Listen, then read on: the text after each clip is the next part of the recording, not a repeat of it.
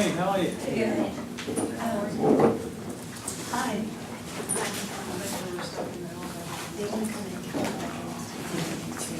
Yeah, they told me. Okay, so That's fine. she's right there.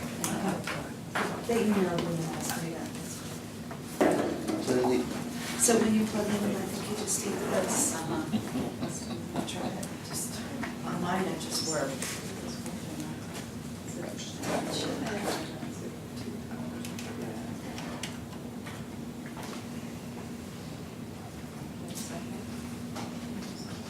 There you go.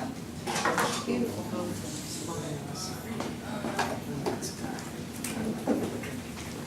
So I'll need it for a few minutes to introduce and show the agenda.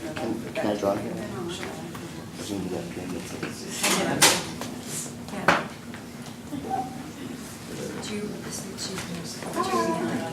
What's up? Hi, Anish, I'm Karen. Karen, nice to meet you. Nice to meet you too. We talked over Yeah. about AI challenge and speaking for maybe like. Yep, for sure. Definitely. Yeah, do you want me to say the beginning or that? It's up to you. We're gonna start, I figure we'll start at 7 and that clock is an hour off, right?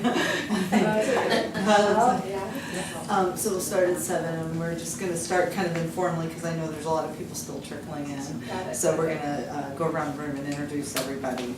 And then, and I'll go over the agenda and you're welcome to jump in at the beginning or if you wait a little while, there probably more people here. Yeah, So, I do have to run.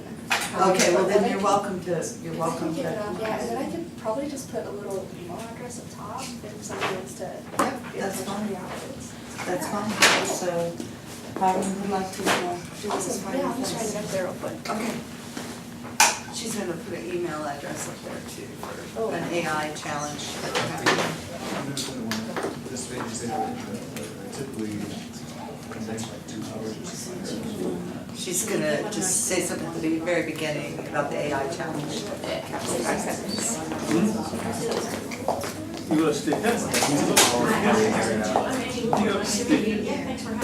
I'm part of Karen's team.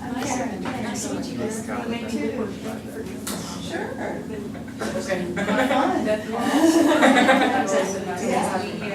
Hi, I'm Karen Kilgore. Hi, Beth. Very nice to meet you. Thanks for coming. Hi. Hi, Colin. Nice to meet you. Karen. Do you like some of our stickers or cards or whatever? Oh, stickers. Reese. What's up? Is it better marker? It was really, do you know to read? No one can? Oh, yeah, you can. Try this one.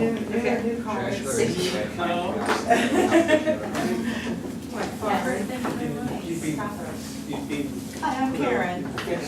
Nice to meet you. What's your name? Eric Castro. Is It's spelled A-R-E-J. Are you computer? Oh, right. You should just, like, just do that. Does the abbreviation work? Yeah. How are you? Yeah, what's your name? This is Karen. Hi, Karen. Karen, nice to meet you. Oh, associate. Oh, venture associate.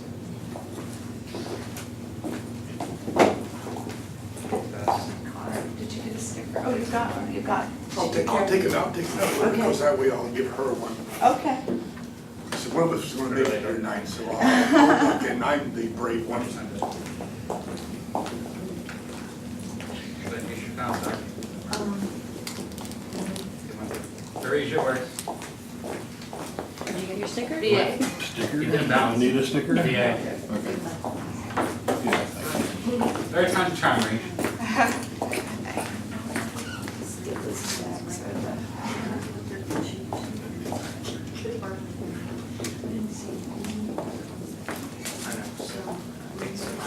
C-O-M. If you want a sticker, but. Sure, you're welcome. So the sticker, Sure. and this is my card. Okay. Will you put the sticker up there or do you have to have on your sticker? Oh, I think it's over here. Okay, wasn't sure. Yeah. Don't see me as like, Yeah. Skateboard back in the day. Yeah. Oh, grew up in the 80s and everybody just Cabbage Patch Oh, okay. Kids, Garbage Patch stickers, I don't know those, completely. I'm Karen. David, pleasure to meet you. Cabbage Patch Dolls, they made Cabbage Patch Kids, that was like Cabbage Patch Kids, like, you'll kill your brother, you know, like, Ken, yeah, it was like, Oh, yeah. Yeah, and you would get when you bought it, it was kind of like baseball cards, old school, but one wrapped them, so you didn't know who was inside, and so you would trade them stickers, like, the first thing, the ones, yeah. Kind of, yeah. That's really nice. Thanks.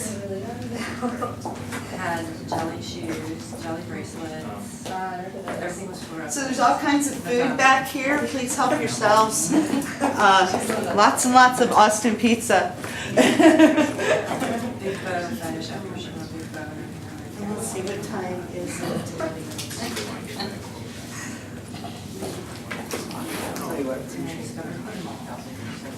We're gonna give it a couple more minutes. So that's when I discovered the mall, and then I just, disgusting, that's what you didn't know.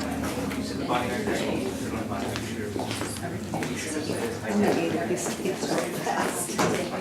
I didn't get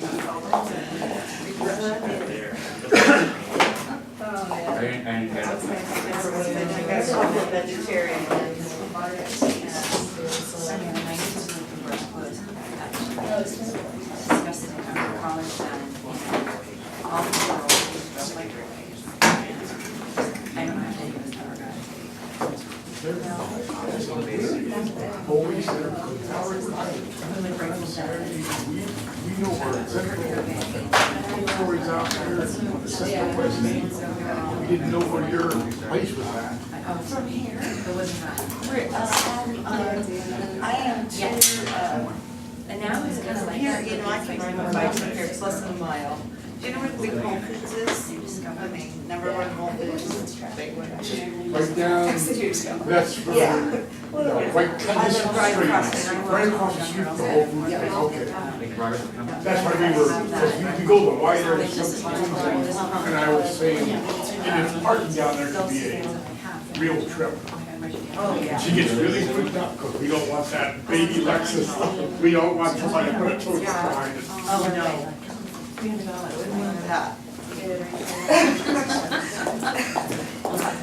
That's how I found out about this thing today, so just stumbled onto it.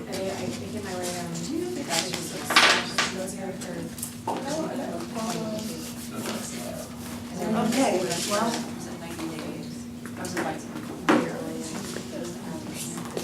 would you like to start? Oh, start, sure. Go ahead, because we're gonna start into introductions and that's gonna take a while, so you can go ahead Thank you so much for doing this. and, yeah, sure. Arish. Everybody, I'd like to introduce Arish from Capital Factory, and she just wanted to take a moment and talk to you about an AI challenge. Yeah, thank you so much. So I am Arish. I help run the venture fund in the accelerator here at Capital Factory. So we have been creating this micro fund where we're hosting 100K challenges every other month. And the whole point of it is we want to give first-time entrepreneurs kind of this boost and this encouragement for 12-month runways, saying, I don't care if no one else is funding you, we want to fund you in our more moonshot ideas. And so tenacious, adventurous entrepreneurs, we want them to be part of our portfolio. And so we're hosting artificial intelligence this month. And so the applications go until July 14th. I encourage every one of you guys to apply if you do have an AI startup. We definitely want you in front of the partners and the judges, and all of them are kind of the more top-notch influencers in the investment field around Austin. And so we're hoping to make this one the best one yet. This will be our third one. The artificial intelligence community is quite large. And so if you are going to apply, I would say apply sooner rather than later. And hopefully I can bridge a personal introduction in the meantime to help advocate versus just an online application. So email address is up there, va@capitalfactory.com. There's 3 of us that are associates, so somebody will get back to you as soon as possible. Cool. Okay, thank you. Appreciate it. And, thanks to Capital Factory for the room tonight. It's nice of Capital Factory to donate the space for us. So I'm gonna start off by just mentioning the real star of the show tonight's Watson. And I don't know if you're familiar with Watson or not, but Watson is a pretty darn fascinating computer system. And in 2011, Watson beat the Jeopardy Grand Champion on national television. And you can watch this on YouTube. You can pull it up, watch it on YouTube. You can watch videos about how he did it, about the engineers talking about how they made Watson do it. It was no small feat. These people are really, really good. And there's also a very big, gap between winning Jeopardy and beating the grand champions. So this team really had a huge challenge in making this happen, and they won. And the champions themselves are just astounded, and there's interviews with them on YouTube that you can watch. It's a lot of fun. And coincidentally, this was 100 years after Thomas J. Watson founded IBM, and the Watson system is very appropriately named for him. So, but then we have some supporting cast members, and that's open source software. And I should introduce myself real quickly. My name's Karen Kilroy, and I'm a career software engineer developer. That's all I've ever really done. I work heavily in open source. I wouldn't know what to do. I wouldn't be where I am without open source tools. So as a developer, it's my right arm. And sometimes though, in some shops, it's less accepted, right? There's the old saying, no one ever got fired for buying IBM, but people did get fired for going with open source projects that tanked. But here you get the best of both worlds because you get IBM and you get open source. And they've got that all in Bluemix now. And to me, that's really exciting because they've got the stuff they teach you how to make it solid, secure, but you've got the tools that you want. So our agenda tonight, I thought we could go around the room and just introduce ourselves, and then when we're done introducing ourselves, I'm sure there's still some people trickling in, and we're done introducing ourselves, then I'm going to turn it over to Evan. We're really lucky to have Evan tonight from IBM to do this presentation for us to show us about Bluemix. And then when he's done, I'm going to show you just some things that I thought were really cool that are brand new. Watson Content Hub and Watson Company Profiler. That's only going to take a few minutes, and then I thought we could talk for a minute about where we want this group to go. Because, AI is so prevalent. When I was getting my hair done today, the hairdresser said, oh wow, oh you're in computers, do you know about AI? And I said, well, yeah, as a matter of fact, I do. And she said, well, my husband is in advertising. He works for one of the big agencies here that everybody knows. And she says, he's been told that his job is now to learn AI. That everything they're going to do is going to be centered around AI, and if you don't want to do it, find another career. That kind of blindsided me. I hadn't even thought about that. So anyway, with that, just to give you just a little bit more information about me, I have a company called Kilroy Blockchain. We're IBM partners, and we're also in the IBM Global Entrepreneur Program. We are, as it says, we're a blockchain company, and that's a whole nother topic. But just in one sentence, it's a way of creating an immutable ledger. That has multiple copies stored multiple places, and it's very hard to cheat it because each record is based on encrypted based on the previous record, and it's usually used for like Bitcoin and cryptocurrency, but you can also use it for a lot of other things that need permanent records. And IBM has a blockchain system as part of their Bluemix, and so that's kind of how I started to get involved in this. So. Kristen? I'm Kristen Baranovic, and I'm part of Karen's team at Kilroy Blockchain, and specifically I'm helping her to build her brand. While she knows about the product and the tools, we also need to get the right audiences engaged. We want to just share as much knowledge as we can with everybody else. So, hi. Hi. I'm Jeff Aronson. I'm an inventor and I'm working on what comes after this.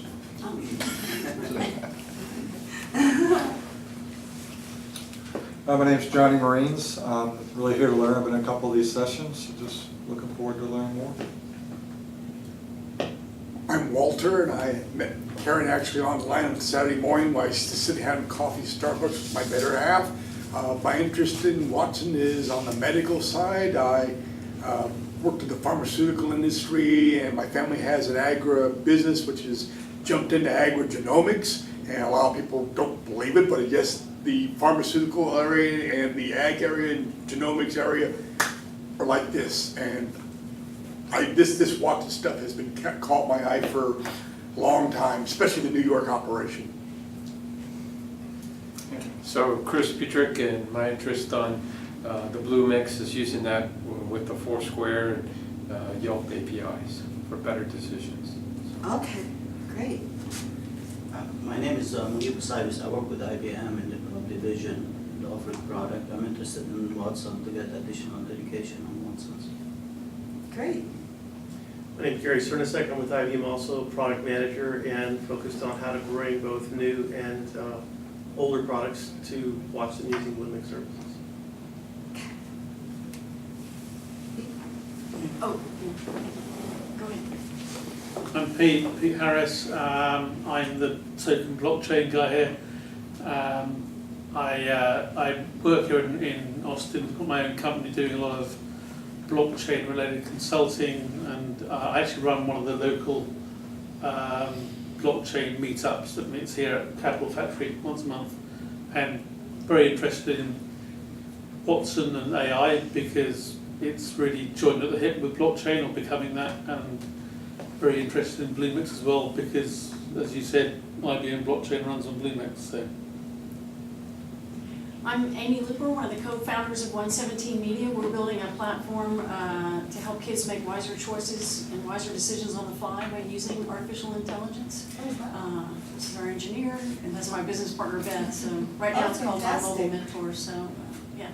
Are you working with Watson now? We have talked to you guys. We talked to you guys last year about integrating, I think it was profiles. Personality insights. Yeah, personality insights and a couple of other things. And so we're just, now that our platform's actually built, we're really interested tonight to come and kind of catch back up and see what you guys are doing. The platform's built, but the AI is very early stage, so we're just kind of wanting to learn more. Okay, great. My name is Colin. I'm a front-end developer. I work in nonprofit software, just kind of broadening my horizons. I've tinkered a bit with Watson, but haven't gone too far with it. Okay, great. Well, thank you. And with that, I'm gonna turn it over to Evan. And Evan, you wanna introduce yourself? We didn't introduce you. Yeah, so I'm with IBM. I actually I started with IBM back in November. And I am what they call my title is a hybrid cloud technical seller. And Hybrid, I thought it was either hybrid, public or private. Hybrid. And the reason why they say hybrid is because basically all companies are going to, unless you're just one startup focusing on one little thing and you're creating an app that's supposed to be in the cloud, you can use public, but usually companies and large corporations, they usually have a mixture between on-prem and off-prem. Sometimes they have a mixture of other cloud services, such as Amazon, Google, and Microsoft Azure and whatnot. So the reason why they call us hybrid cloud tech sellers is we find a way to integrate systems, build apps, deploy, and whatnot. So I know we started off with Karen and others mentioning both Watson and blockchain. And those are two of the 150 plus services that Bluemix has to offer, okay? So it's like it's a subset, but it's very powerful. Those are two very powerful tools, but it's a subset of many other services that we have to offer. So I guess to start off, because I didn't know where everybody was going to be at with understanding the cloud and whatnot. So you may get bored with some of this stuff, but then you might see stuff that you haven't seen before or heard of before. So I always like to draw this picture, this little pyramid here.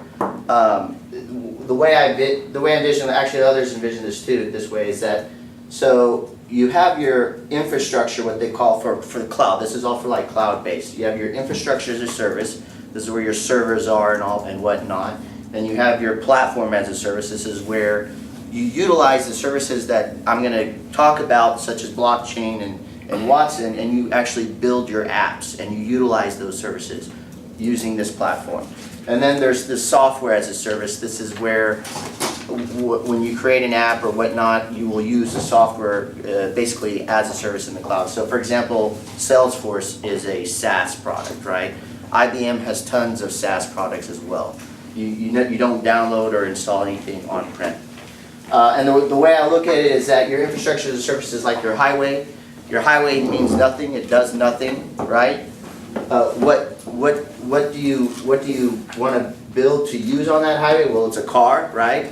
And then what are the actual end customer packages or services that you're going to provide? And that's like, for us, for this scenario, it's like you have your a box of something that's being delivered to you or people. So this car can either deliver to you boxes or people, right? So those are your services. So that's how I visualize software as a service, this whole pyramid scheme. So with that said, I have this long slide deck, and so on some of them I'm going to go through pretty fast, but then some of them I'm going to kind of stay on the slide for a little while. And I know that Karen has more to talk about, so that's why I'm going to be kind of going a little fast here. So it's not going to be talking just about Watson or about blockchain. This is about Bluemix, which blockchain and Watson are only two of the 150 plus services in Bluemix. Okay, so I just want to make sure that's clear. So I'm going to first set the stage. Then I'm going to talk about IBM's advantages. I have some stuff on specific competitors, but I'm just going to kind of run through those. And then I'll talk about some key competitive differentiators that we have, and capabilities, and then time cost comparison. So such as before and after Bluemix. So this is where we see how we're actually creating value. You first starting off with cost efficiency, then you're creating innovation. This cost efficiency using infrastructure as a service, your cloud. Then your platform as a service for innovation, and then eventually this is, after all those, that's where you start driving business value. This is some key information that I had here, just kind of giving you some idea of the momentum that's going on. I don't know if you guys know this, but IBM owns the weather company. You guys Weather Channel, yeah, you see down the bottom. Yeah, so, and one of the reasons why they acquired that is mostly for IoT, because everything is affected by weather. And the weather company actually had over 7 billion sensors around the globe. So that's one of the things that they're utilizing the weather channel, the weather company for. So that's one of the reasons why they purchased it. And we all know that the weather is going to affect everything in some form or fashion. So that's one of the bigger reasons they did the purchase. So here I'm going to start off with infrastructure. Again, remember, infrastructure as a service, and there's different versions. There's the public, which you normally think of like what Amazon is. There's dedicated, and what that means is that it's your company buying space in our data centers where it hosts only your servers. Some industries need that, such as, for example, you might have health insurance companies. Because of HIPAA rules, they may be required to be dedicated in a data. If they're going to want to be on the cloud, they may have to be dedicated in a data center. So, and then there's local. So what that means is you're creating a local environment, cloud environment on your premise. That's basically what they mean by local. And you'll see here that, for example, like Amazon won't have local. They'll have something dedicated, but their main goal is public, right? Same thing with Microsoft. Microsoft does offer dedicated, but it's through a third party, as you see. One of the big things that we like to get, IBM likes to come across is, I don't know if people ever watch Ginny Rometty. She's our CEO of IBM. She's CEO of IBM, she always makes sure that we are headed towards cloud and cognitive. And what she means by cognitive, that's AI. That's like the Watson AI. That's what we mean by cognitive. And that's what she's trying to set all of our cloud, what we're moving towards in the cloud. That was what she's going for. So here are some numbers regarding Bluemix. There's 20K users added per week, greater than 150 services, just like I mentioned. For an infrastructure perspective, this is just one scenario where what they call blue box is that local, that private, dedicated cloud setup that you would have at your company. So we have over 300 Blue Box customers, not Bluemix, Blue Box. That's the local, private, dedicated cloud service that we have. Here are some examples of startups, enterprises, and partnerships. By no means there's a lot more than this. I just threw a few on there. Here's again some people that are using IBM Cloud to do a lot of their disruption. This is what they call their digital transformation. So basically, this just kind of show you a few customers there. So now I'm going to go into some advantages, and what I'm going to go through is like the infrastructure part first, and you'll start to get an idea of what I mean by this. So again, in infrastructure, you have what you call on-prem and off-premises. So that off-premises is like, it could be a private cloud, meaning that dedicated one, or it could be a public cloud, like I mentioned. Your on-prem stuff is, you could have your traditional stuff, which is what having servers in a data center, and you're managing all that. The private cloud that I mentioned is kind of what that Bluemix local, where you're actually creating a cloud environment on your premise. That's what they mean by private cloud. So these are kind of like the quadrants, and where it says local, dedicated, public, kind of gives you an idea, and it's across horizontally. They're showing you IaaS and then PaaS to kind of give you an idea, and you'll see why I'm breaking it up this way, because you'll see it you'll see like what our competitors have as opposed to what we have. So IBM offers all of it, and that's the reason why they call it hybrid cloud. Okay, IBM offers all options, and from private to public, off, on, because we know that in the end everyone's going to have a mixture of on-prem and off-prem. Pivotal is one of our competitors, and you can see where they have the space and where they lack, what they don't provide. This is going through some key takeaways on IBM's advantages. I don't want to spend too much time on this. If somebody wants to see them, I'd be happy to show them. Amazon. So this is what Amazon offers no private cloud, whereas for off-prem they're offering public and dedicated as well.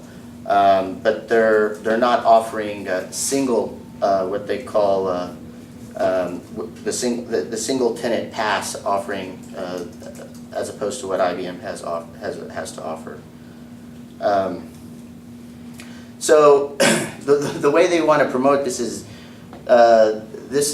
basically saying, do you want your enterprise to look like this, where you don't have the option of private, on-prem, off-prem.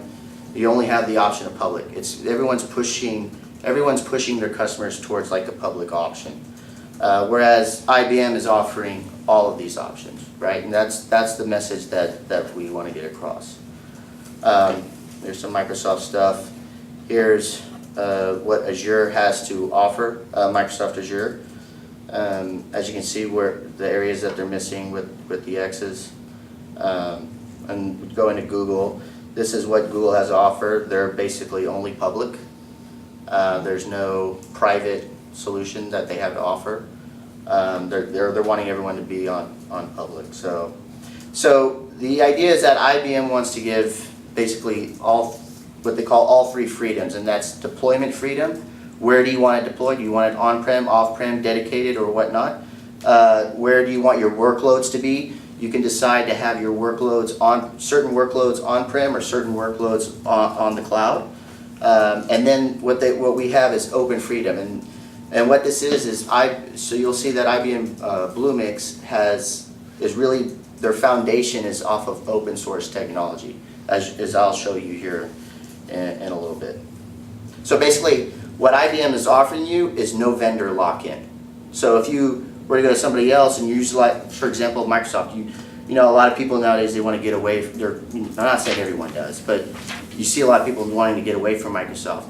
In a way, they're kind of moving you to the cloud and still utilizing all Microsoft products. So you're getting locked in again in their cloud solution as a vendor, and it was what we call vendor lock-in. Whereas with IBM's Bluemix, all your stuff is built off of open source technology. So if you wanted to leave IBM, you could go and take it with you.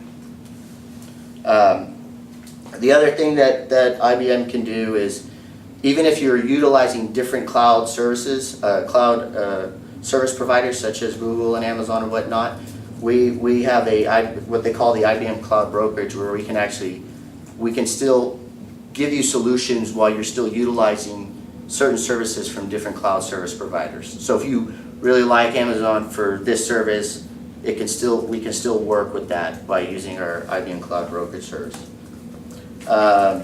This is just some information here. I kind of like this quote. This is kind of like the motto that IBM's going with. You never change something by fighting the existing reality. To change something, build a new model that makes the existing model obsolete. So that's kind of like the mentality that they have. Again, I told you it's based off of open source. One of the things I should have got rid of is that word Softlayer. So you'll see that icon says Softlayer is Bluemix Infrastructure. Is Bluemix's infrastructure as a service. We renamed it. Here's some other open source information that the capabilities that we have. So for example, community scale, we have OpenStack, we use Docker, we use Cloud Foundry. Some of the partners we have is with SAP, with VMware, Box. We even partner with Apple on, we utilize Swift. Swift is the Apple OS, I think OS that they have that they basically made open source that we're utilizing. And then there's some SIs here that we have. So, and again, this image right here is to kind of give you an idea of think of this pyramid, right? This pyramid this is the IaaS, so we're giving you choice of infrastructure. Again, on-prem, off-prem, or a mixture of it. And then here's your all of your basically open source technology. So it'll show you like Cloud Foundry plus others, your containers plus others. IBM is also using, I don't know if you guys know what Kubernetes is, so that's just the orchestrator of containers. So IBM is utilizing that as well. And again, VMs as well. So, and then here, this is your PaaS, your platform as a service, and it's giving you all these different services that you can use when developing your apps.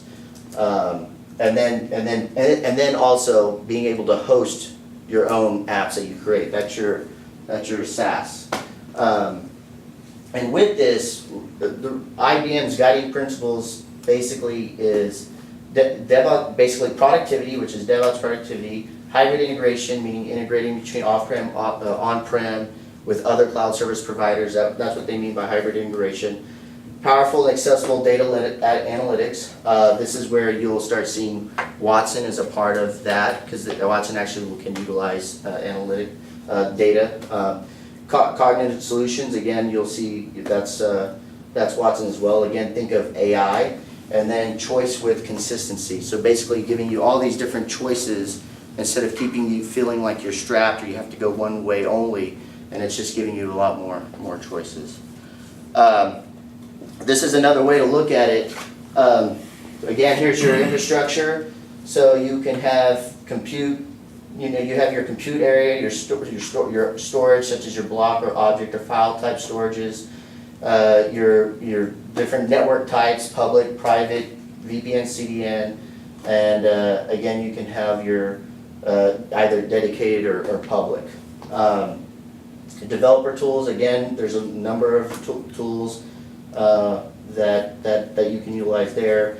And then these are all of your going into a lot of the services and data analytics and whatnot. And it kind of tells you kind of like by industry. One of them is IoT. That's a big one that's going on right now. This is a one slider that kind of gives you a subset of the services that Bluemix has to offer. Remember, as I stated, Watson and blockchain is just two, but it actually offers a ton. And this is old. I'm sure there's a lot more now. It keeps changing. So it keeps changing. This is where basically telling you that Bluemix is a true PaaS solution with basically high productivity, high control, hybrid cloud, and functional services. Okay, so I'm going to talk about some 5 key competitive differentiators that we have. So we offer bare metal, virtual, event-driven, IBM containers, and runtime. So it's a very wide selection of compute that IBM has to offer. Again, we have public, we have dedicated, we have local, and we can even implement a mixture of those, which again, that's why it's called hybrid. So it can be basically a mixture of everything. I'm going to address this one. They're talking here about being cognitive, which is our AI with weather and analytics. You'll see there's a lot of different analytics tools as well. One of the things I wanted to key on here is, has anyone heard of the IBM Bluemix Garage? Karen? No one's heard of it? Okay, so the reason why they call it the garage is because you know how back in the day people would go in their garage, they would develop the next best thing and they would come out of it and do very well. That's the whole concept. So IBM has this garage, this Bluemix garage, which we have in multiple locations. And let me show you. Oh, it's not. I'll show it to you here in a minute. But I'll show you another slide later. We have, I think, 10 locations. There's one here in Austin. It's actually in the Galvanize area. I don't know if are you guys familiar with Galvanize? Yeah. Okay. So Galvanize is located in Nueces Street, and the Bluemix garage is in that facility there. So if we have customers that come to us, we can actually bring them to the garage. What we use is this concept called design thinking, and that design thinking process helps you with your customer, quickly create what they call an MVP, minimum viable product. So the idea is to come in there, utilize the IBMers that have all the know-how with Bluemix, and then you also bring in the people that are with your company, and they actually come up with these ideas how they can innovate within your company and quickly develop an MVP so that you can start the process of using Bluemix. And I'll go more into that a little later. This is just kind of like a repeat of kind of showing you how IBM, how Bluemix is basically like an innovation platform. If you remember your saving cost, going to the cloud with IaaS, you start adding on PaaS, then you start doing, then that's when you start really doing innovation and actually turning it into value. This is just another way of looking at it. Again, this is showing you the hybrid solution that IBM has to offer. This is an example of a hybrid app, how you could have a app using between Bluemix and you'll see the term there, syndicated. What that means is that there's going to be no disruption in connection with trying to say, hey, I'm creating this app and I'm using the weather service. Hey, I now want to use Watson, or I now want to use IoT services. There's going to be no disruption or disconnect. That's what they mean by syndication. So again, choice of compute. This is all open source stuff. Remember, no lock-in. If you end up wanting to go somewhere, you can go somewhere else. So that's why we're all based off of open source technology.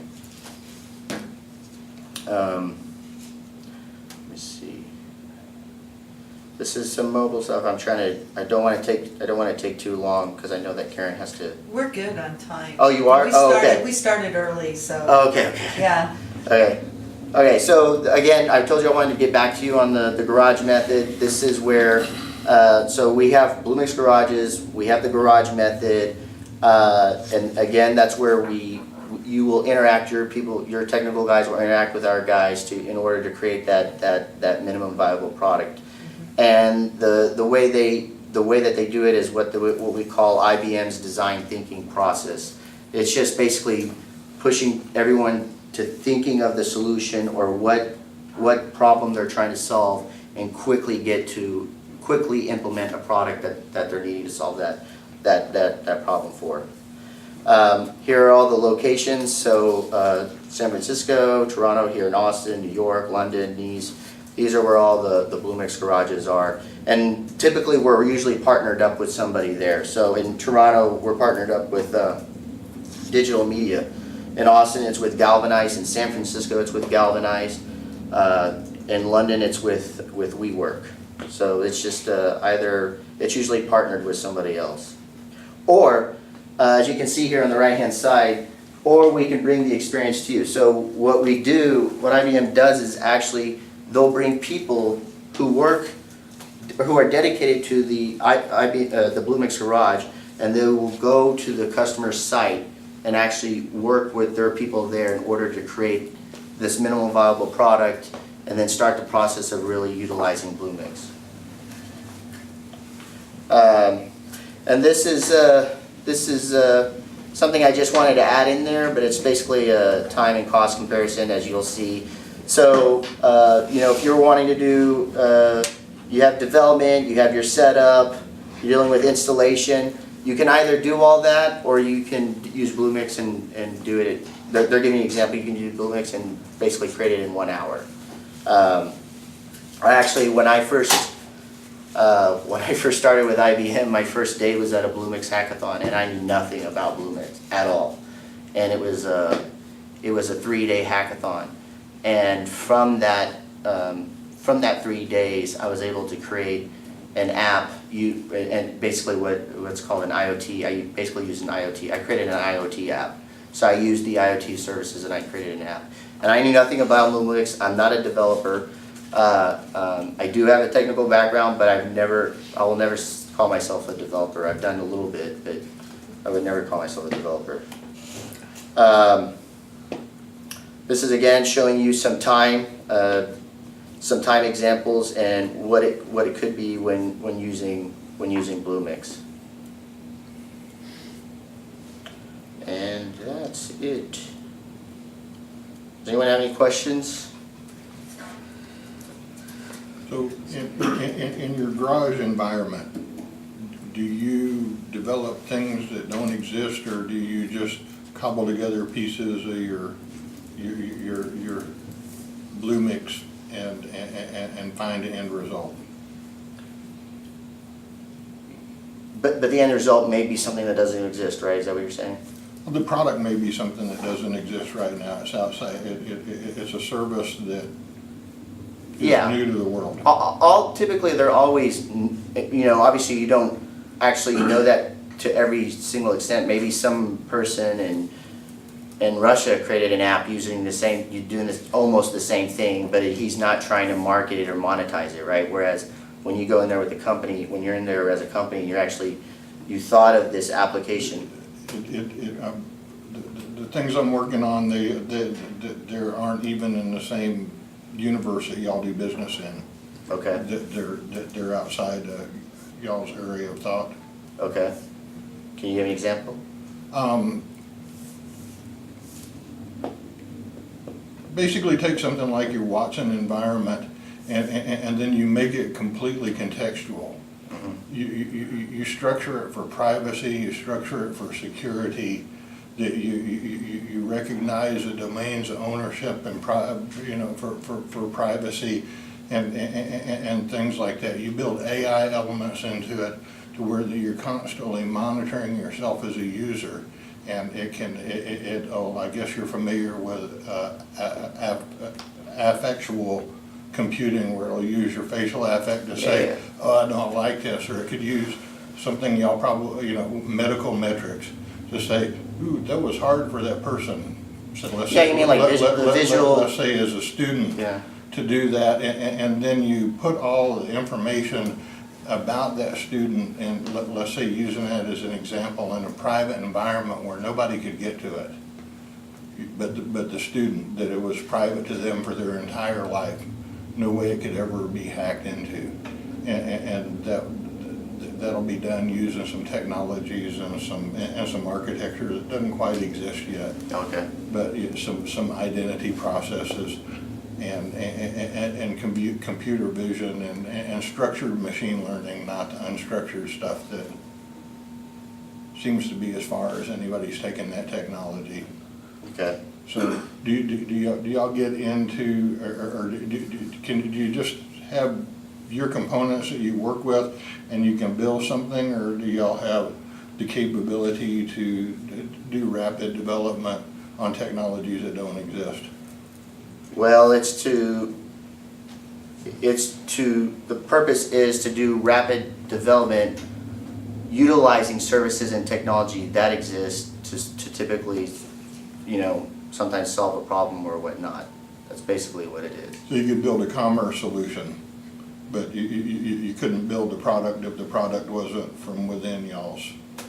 What do you mean by that? You could build a way to market, distribute, manage, but then the product, if it was outside of the realm of what that y'all worked with, y'all don't go that far and develop new areas of product, new areas of computer vision, or new areas of... So Bluemix they're always, I'm never going to say that we don't have some, because, so one of the things I want, so let me show you guys something here.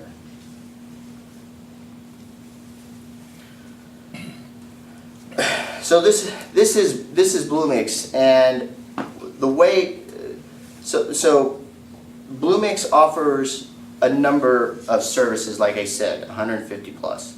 Those services consist of IBM's services that they've done and put together. It also consists of third-party services that third parties will develop and create because they want to put it on the IBM Bluemix platform, or it's beta stuff that has not yet, that's basically in trial mode. And there's a lot of companies that actually do it in this way, where you have a mixture of their stuff, then third party, and then beta stuff. That Google does this a lot, for example, when they're doing something in beta, and if it ends up taking off, they end up graduating it to be something that's permanently there. And not only that, as IBM thinks about more and more options and services to add, they will put it on Bluemix. And then sometimes, if they're not very popular, they'll take them down. So this Bluemix, what they call the catalog, which is basically everything, all the services, and I'm talking about from getting the infrastructure you want to all the services you want to utilize, where IBM or Watson or blockchain are two of those services. That's basically what it does right here. It's kind of like putting it all in one place for you. But again, we're going to keep adding more and more services as time goes on.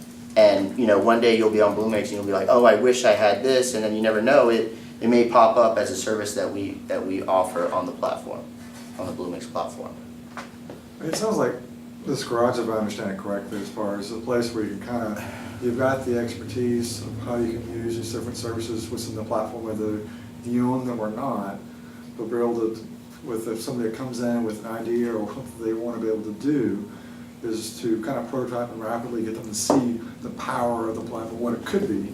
It's not really walking out the door working software, but just getting an essence of what this could do, so then you can figure out where to go next. No, the reason why they go, the MVP is something that they will actually use. It's not just a hodgepodge thing. The idea is to really get them involved and think of something and put it together utilizing the IBMers that are there that are already familiar with Bluemix and all the services that they have to offer. and how they can bring them all together to solve the problem that they're trying to solve. It literally is. But that's why they call it a minimum viable product, Right. because, you know, otherwise you can be in there for months thinking of like the best solution for whatever it is that you're trying to do. No, MVP makes a lot of sense. Yeah, it's really there just to help you and kind of push you and think of something and get it done. Okay. You'll have all the pieces and can put them together. Yeah, yeah. We understand the product, we understand all the services. You bring your ideas and we try to help you make it happen. Because then you want to take that, again, you want to take that back home, meaning back to your company, and work with your developers and start utilizing Bluemix and utilize its full potential. Because a lot of people, they won't realize its full potential unless they actually see some stuff. And that's where the value really starts to come into play. Do you all have graph databases? I saw like the NoSQL and things like that, but I was wondering if you had any graphing databases, things that can establish relationships. It's Like Neo4j? Yeah, like Neo4j. I'm not 100% sure. Okay. Because there's so many things. There's a lot of database choices. There's a lot of database choices, but I'm not sure. I have not come up. Yeah, that's why I don't want to say yes and no or no. Okay. But there's a lot of database choices. So we just go out to the Bluemix and then search for that like a graph. So anyone can create a Bluemix account for free. Okay.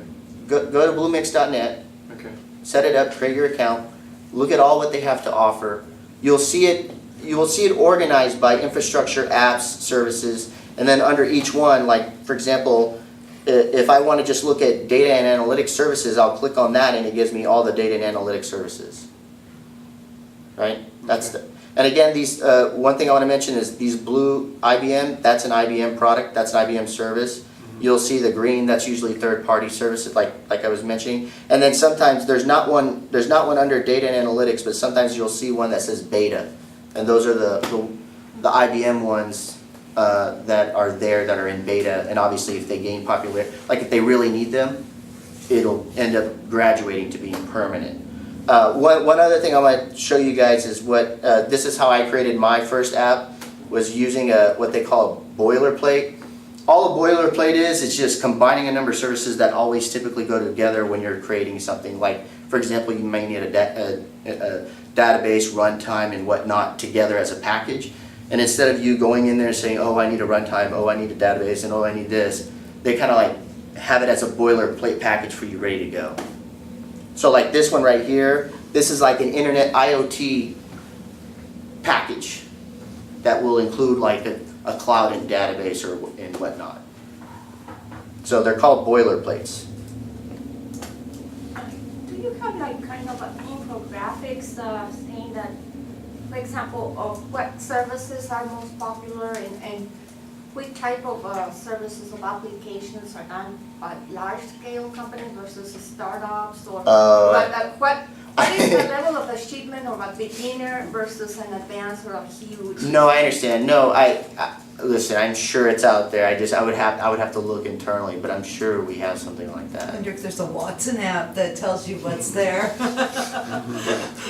Listen, this stuff, it is so dynamic. It's literally changing all the time. Sometimes I can't. Sometimes Karen actually introduced me to something new that IBM does. So you know, there's always new stuff coming out with what IBM has to offer. And with that dynamic, with the capabilities, I think you should probably have that information on time. Now it's outdated. Yeah, I know, but I have to go and like search for it internally in order to, because I like to know. I have a really bad problem where I want to try to know everything, but I know I can't. So I spend a lot of time like just doing a lot of my own research internally, and even then, I still can't keep up with it. So It's a lot. This is good. yeah. You just have to ask Watson, tell him what I know, to pretty do. soon. Pretty soon. So, you know, does anyone have any other questions? One quick last question, simple one. Would you say, if I was using percentages, that like 80% of the work goes in the SaaS area and the PaaS and the infrastructure as a service, most of that stuff's already in the concrete, but the SaaS layers where most of the work takes place? When you mean, I've got a company out here. Yeah, I know. And I'm trying to use, create a database to do certain things, and I don't wanna mess with infrastructure. You guys wanna deal with the infrastructure, you guys wanna deal with the vehicle there. I just wanna make sure my app in the data gets splashed on this. yeah, so you can quickly subscribe to infrastructure services like real quick and spin Yeah. them up and have them ready like really quickly.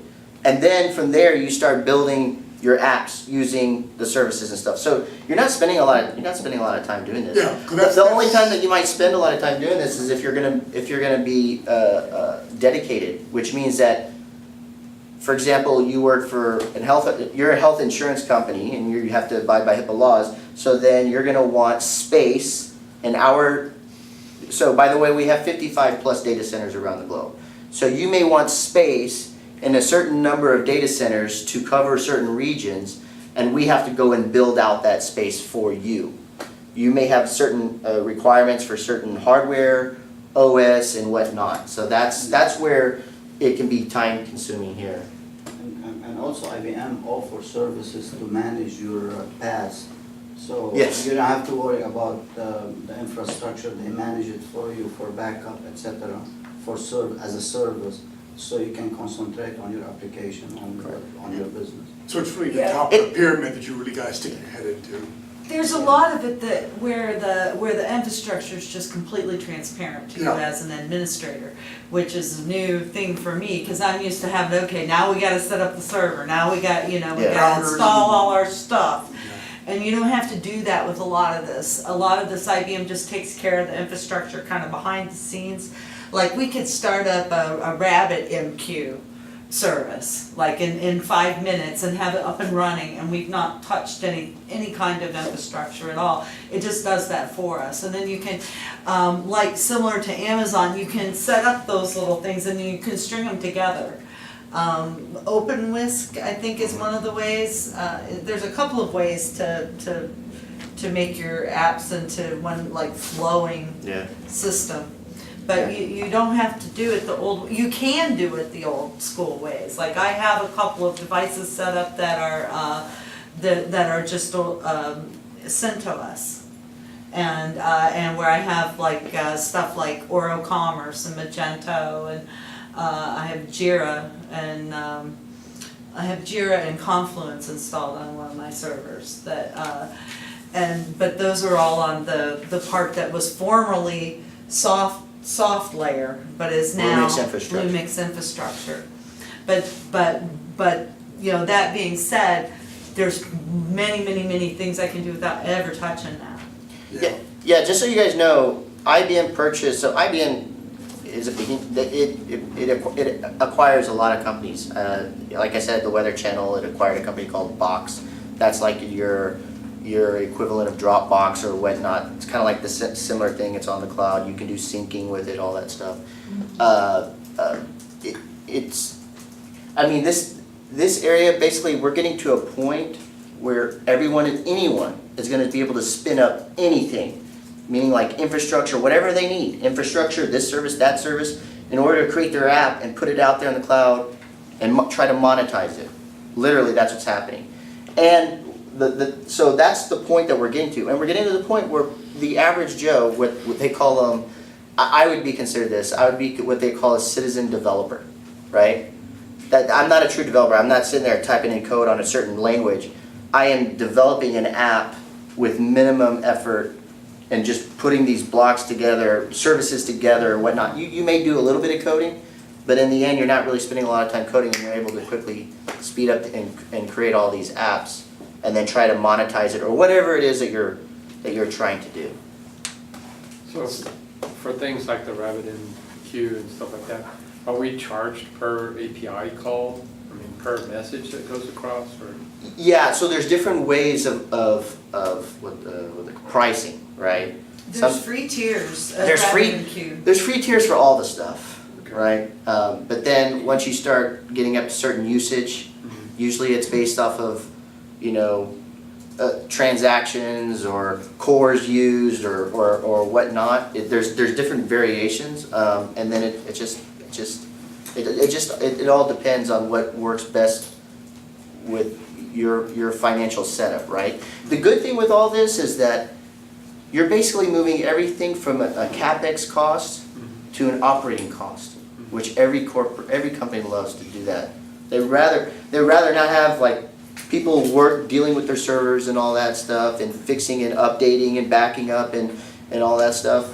It then transitions to a operating cost because you're paying it like on a kind of like a per use basis, right? It's what I tell everybody. It's like paying for your electricity. It's all based on kilowatt hours, right? That's what you're doing.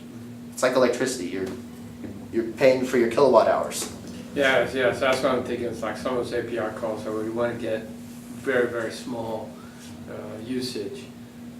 I mean, I could see the advantage to that versus having to update each one of these messaging software all the time. So, and we all know that hardware is old after a year, right? So you go out and you buy your servers and you do all the setup. Those servers are going to be old, you know.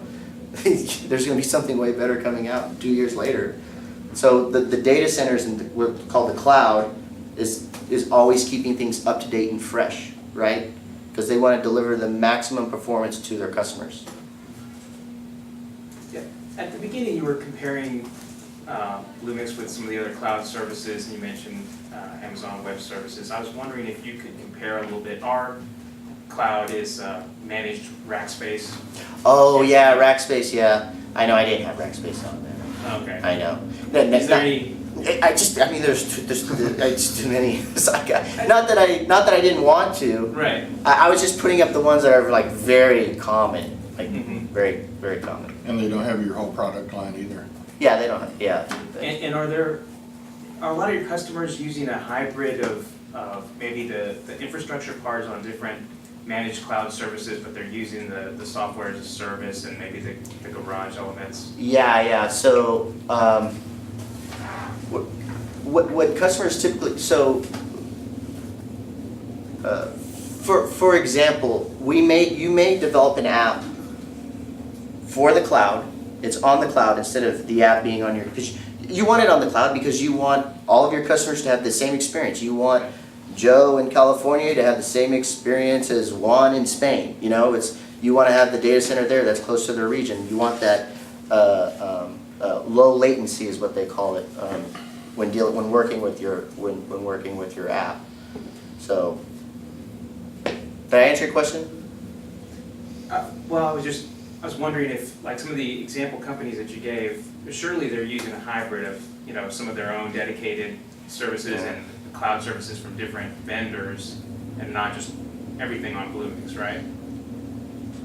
Oh yeah. So that's why I talked about the IBM brokerage service, where IBM can actually perform. I mean, they can bring them all together. So even if you're using Amazon for this, and you're using the Google for that, and you're using Azure for this, you know, you'll never find a customer that's 100% one cloud service provider and not something of the other. You'll never.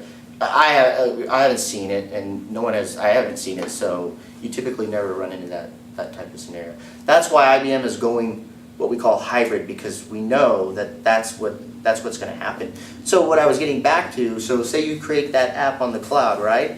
But you want that app to have a connection to a database, because you want it on-prem, to a database that's on-prem, right? So that's the hybrid solution. So I didn't talk about it, but we have this thing called API Connect that will do that type of stuff.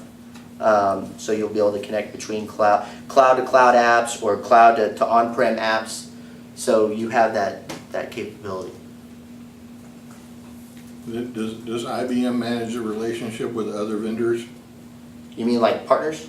No, I mean like that y'all are responsible end to end for people systems that use AWS or some rack-based resources, or does your area of responsibility stop with your own equipment and your own?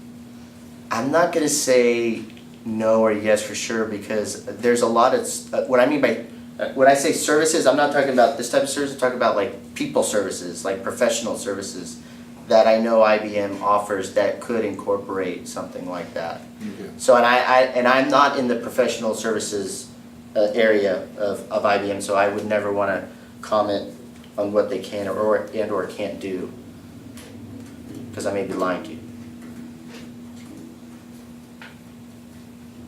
Any other questions? Am I past my time, Karen? Oh, you're fine. I thought I We was- started early because the introductions didn't take very long. Oh, got it, So, okay. yeah, we still got plenty of time. Anything you wanna do is fine, and then I'll talk for a while. Could we explore one of the, I forgot what you call them, not blueprints, is that a boilerplate? The boilerplates, yeah. Yeah, so I'll give you an example of this. So if you want to, because I'm familiar with this, what it's using in this IoT platform starter, it's a boilerplate that puts together runtime and cloud, you'll see, and it's going to be, you'll see that it's working off this what's called Node-RED.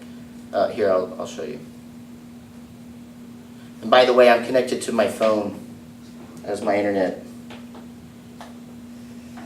Okay, so with this boilerplate, you're creating a Cloud Foundry-based app, and you're utilizing the Node.js SDK, Cloud and NoSQL database, and this what is our Internet of Things platform service. So when you type in let me call it Meetup. When you type in a name here, you'll see, and this is where you can actually get some pricing information right here. It'll tell you some of the price. For me, it's free because I'm just constantly showing, and again, there's always a free tier. I'll show you where you might start having to pay for it, but basically that's what it's doing. It's a boilerplate bringing these three things together, right? Because they're very common that everyone wants to use. But you could create this from scratch and not use a boilerplate. Do you see what I'm saying? So if I go ahead and I click create. Let's see. Oh, I used to name Meetup. Oh, huh? Bluemix Meetup. Or No, Meetup I'll Bluemix. do Bluemix Kilroy. There you go. That. There you go. And it's telling you right now what region, like what Bluemix data center you're using. This one here is US South. That's basically saying Dallas. There's a data center in Dallas. So what it's doing is it's going through, it's setting this all up, creating a VM and then putting it all together for you.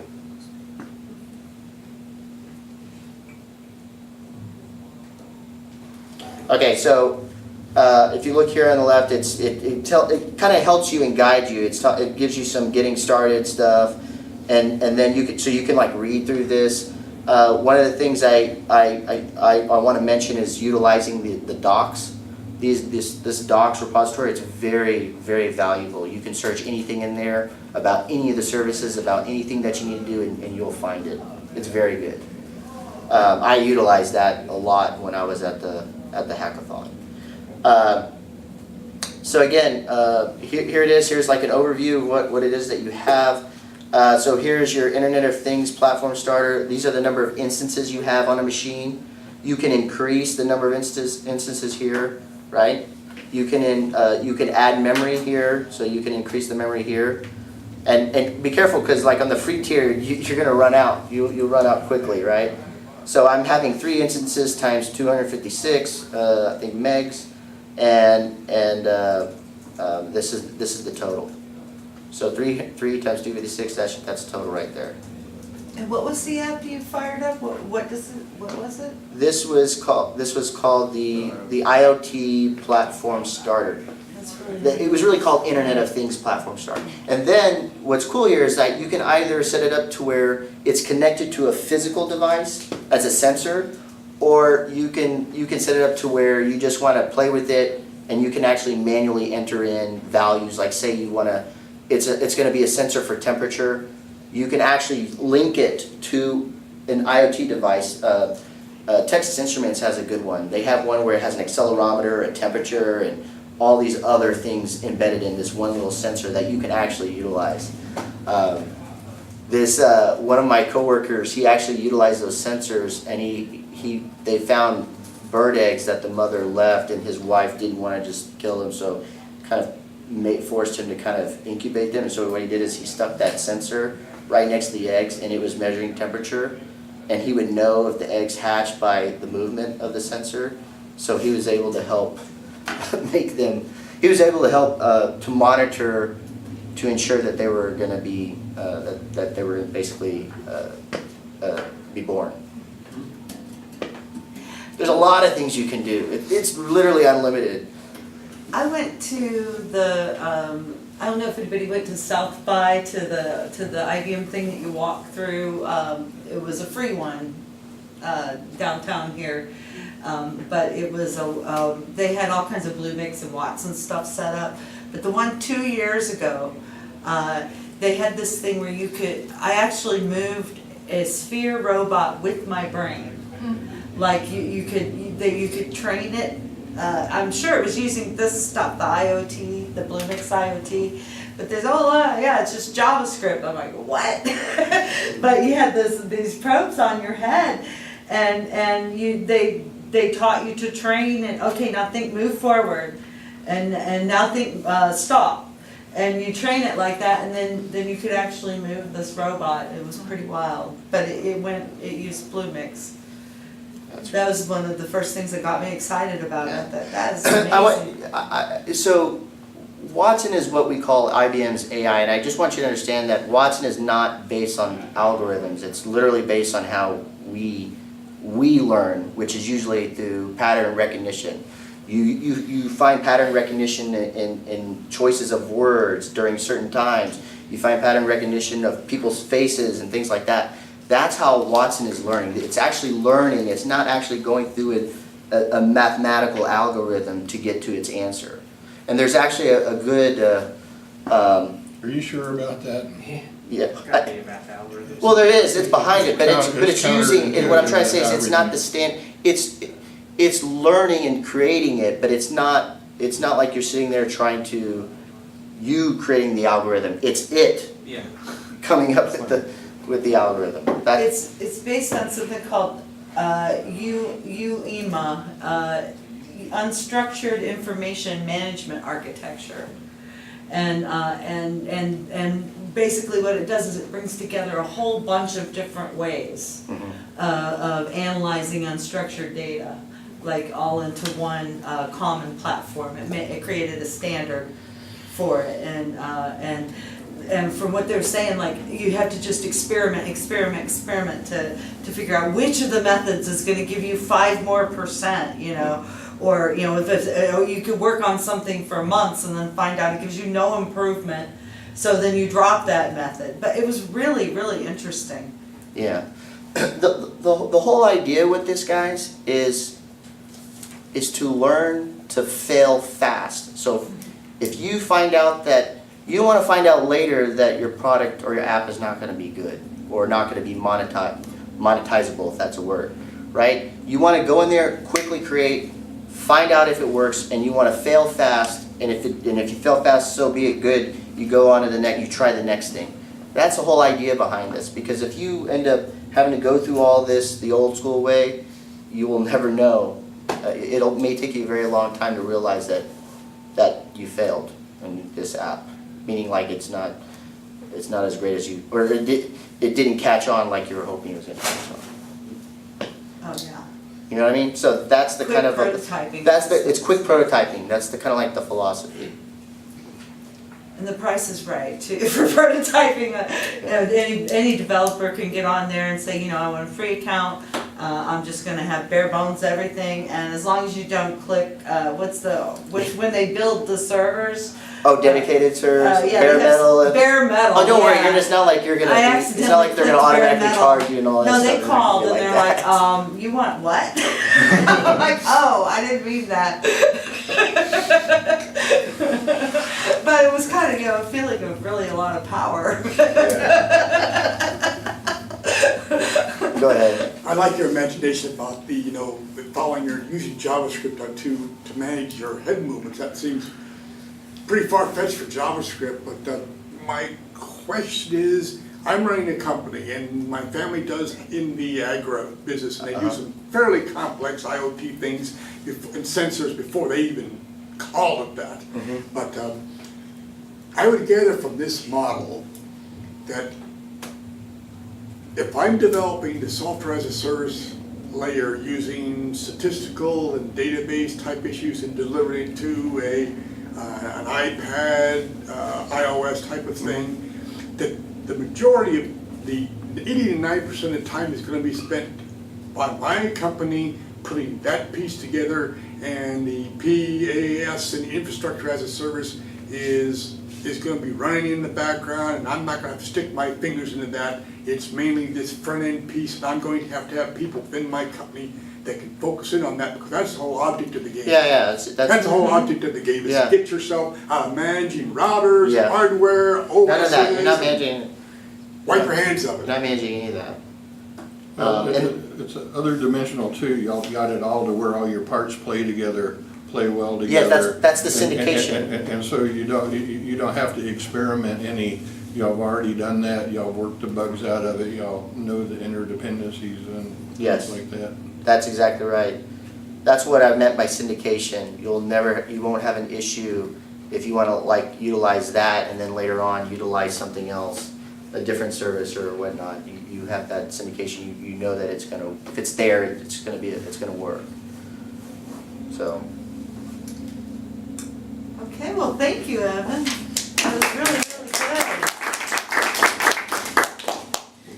Now, I'm gonna show you a few more things.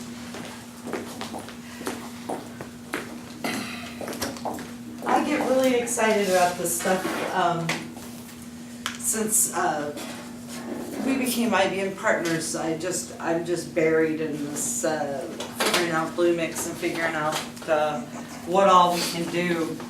It's just like, a kid in a candy store. Nobody sees me anymore. Fortunately, I live downtown, so I have friends that drag me out once in a while and make me go do things.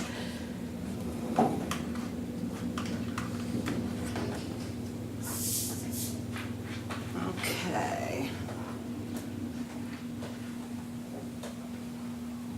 All right, I'm going to show you a couple things. I'm just curious, you're getting going here.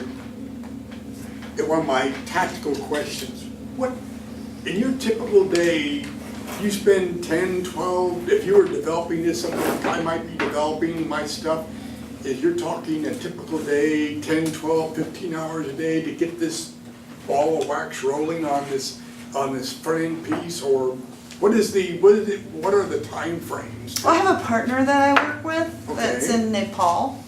And I also have some other partners. I have Lynn Riley right here is one of my partners. I think she came in after we introduced everybody. And then I have another partner in Colorado. And so Lynn and Kara are more of what I would call power users, and Deepak is more of like a heads down coder, right, for years. So I kind of forge the way for the stuff. I try to do the high level prototypes and go, oh look, I found this. Here's our proof of concept. Here's our proof of concept for car leasing. Deepak, here's what you need to do to go to do that, and you need to look at this and then reverse engineer it. And some of the things might be easier than that, or more point and click type tasks, and I might train Lynn or Kara to do them. So we've got a pretty wide variety of tasks. The coding is all changing, but generally my role is I go ahead and say, okay, here's the game plan, and then I put tickets in Jira for them. So does that answer the question kind of? So what I wanted to show you first, we looked at a lot of the Bluemix stuff, but this is another way that you can put things on Bluemix that is so easy. Now, I'm not sure how many IBM demos are like this, but I'm betting there's more than just the blockchain ones. But in this particular one, it's a marbles demo. And I can just go to GitHub, I can just Google, IBM demos, IBM Bluemix demos, find the one I want. And this particular one has a deploy to Bluemix button right there in the README on GitHub. Oh, I can click this and it'll put me into my Bluemix account. See if it does anything. Did I click properly? And it'll actually set that up for me. Okay, it says you want to deploy the marbles app, the trading marbles on the blockchain app to Bluemix, and then I can just go through here right here and deploy it, and it tells me what tools it's going to use. It's using a Git repo integration. It's using Eclipse, a web IDE integration that I might need, and then it's a delivery pipeline. I can just hit deploy, and then in a few minutes we would have an application that we can actually use as a demo. You can see here it's saying it's deploying it as a quick start. I can look in the delivery pipeline if I want and watch to see what it's doing. I did not rehearse any of this, so I'm holding my breath. It's good. But here I can see it's going through the build stage, it's passed, now the deployment is queued, and in a couple of minutes it'll say, here's your app and here's your URL to use it. You really can't get more simple than that. And then of course, as a developer, I could pull everything down and work on it and modify it.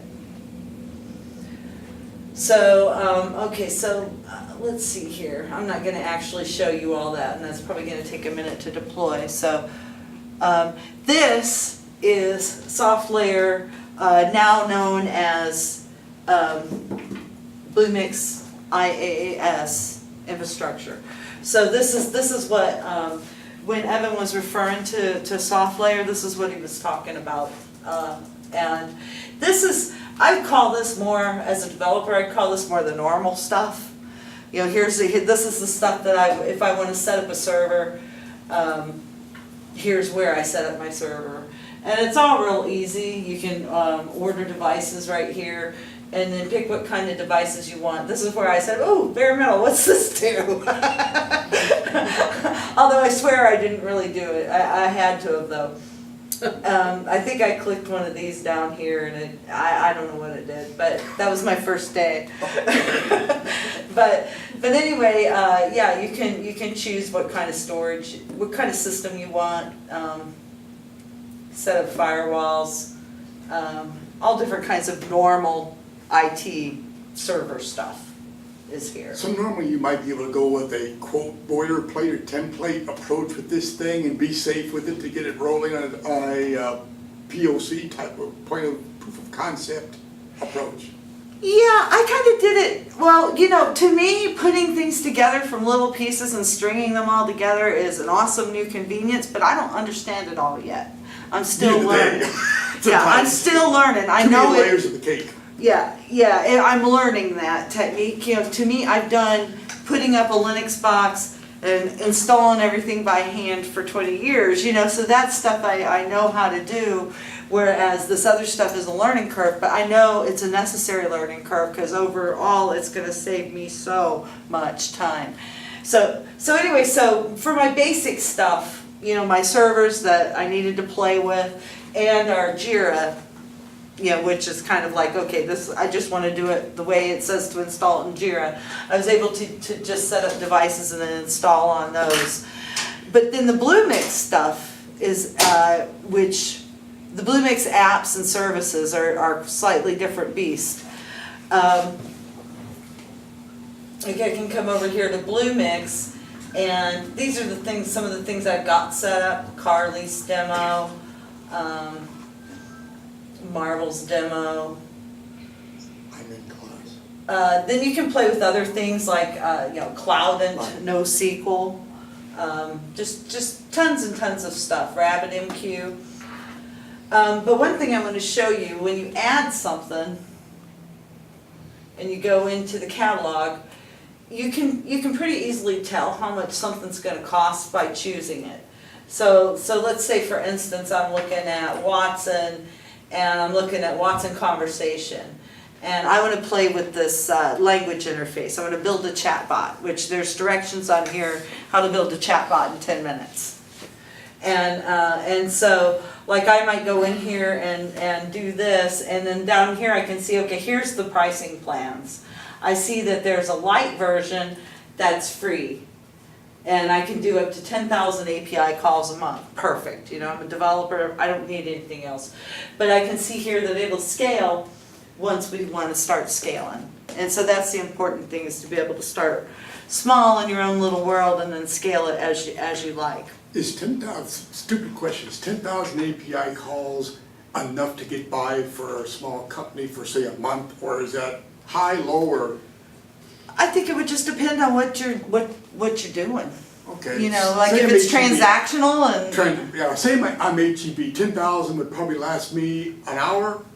Probably, yeah, Okay. Yeah, it could be That's very- nothing if you. There's a lot of yeah. But if you're prototyping something, you know, 10,000, you gotta do a lot of team. you're not gonna need, you're not, Okay. yeah, I mean, Gotcha. I can't say for everything, but I'm saying, you know, for myself, that would probably be plenty if I'm Okay. playing around trying to make a prototype. I'm just trying to make a comparison. I can at least figure out whether or not you could do the thing Got it. or not.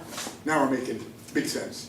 Is that 10,000 the standard for all the services or for certain services? I think it's all different. Let's just take a look at another one, retrieve and rank. See, in this particular one, it looks like for this one there is no free tier for retrieve and rank. It's, That's a aggregation function. yeah.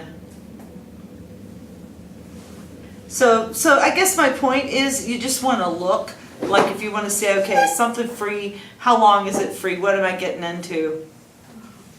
You can look just by clicking on them, and they all have whether or not. Okay. They all have the pricing plan. This one has 30,000 API calls per month for free. Context mapping. So, okay, so then the other things I was going to show you. This is where, let's see, I've got Watson Content Hub. And let me switch over to my slides for a second. Watson Content Hub, it's a content management system. It's a CMS. Like, you know, there's lots and lots of CMSs out there. WordPress is one of the most common.